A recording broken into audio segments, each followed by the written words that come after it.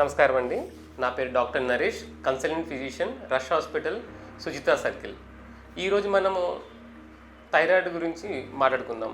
సాధారణంగా థైరాయిడ్ దాని యొక్క ముఖ్యమైనటువంటి విధులు, దానిలో వచ్చేటువంటి లోపాలు, ప్రెగ్నెన్సీలో ముఖ్యంగా ఆడవాళ్ళు తీసుకోవాల్సిన జాగ్రత్తలు ఏంటి, థైరాయిడ్ ఉన్నవాళ్ళు, వీటి గురించి మనం ఈరోజు మాట్లాడుకుందాం. ముఖ్యంగా థైరాయిడ్ ఉన్నవాళ్ళు, హైపోథైరాయిడ్, ఈ థైరోనామ్ అనే ట్యాబ్లెట్ తీసుకుంటాం కదా ఉదయం తినకముందు.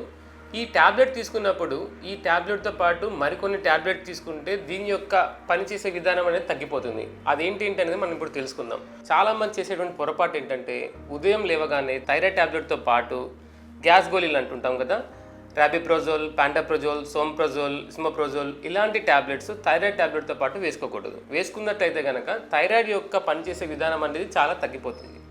థైరాయిడ్ ఎందుకు మనం పరిగణన చేసుకోమంటామంటే ఉదయం అనేది కడుపులో గ్యాస్ ఎక్కువగా ఉంటుంది. ఆ టైంలో థైరాయిడ్ ట్యాబ్లెట్ వేసుకోవడం వల్ల అబ్జార్ప్షన్ అనేది చాలా ఎక్కువగా ఉంటుంది, శరీరంలోకి బాగా ఇంకిపోతుంది. మీరు ఎప్పుడైతే ఉదయం థైరాయిడ్తో పాటు గ్యాస్ గోళీలు వేస్తారో ఈ యాంటాసిడ్ ట్యాబ్లెట్ వెళ్ళి ఆ యాసిడ్ని కాస్త తగ్గించేస్తుంది. ఈ యాసిడ్ లెవెల్స్ తగ్గిపోగానే మీరు వేసినటువంటి ట్యాబ్లెట్ అనేది, థైరాయిడ్ ట్యాబ్లెట్ అనేది ప్రాపర్గా బాడీలోకి అబ్జర్వ్ అవ్వదు. అందుకే చాలామంది సార్ నేను డైలీ ట్యాబ్లెట్ ఇస్తున్నా అయినా నా టీఎస్ వాల్యూస్ ఎప్పుడు ఎక్కువగా ఉంటున్నాయి అంటూ ఉంటారు. ఇలాంటి కామన్ మిస్టేక్ అనేది చేయకూడదు.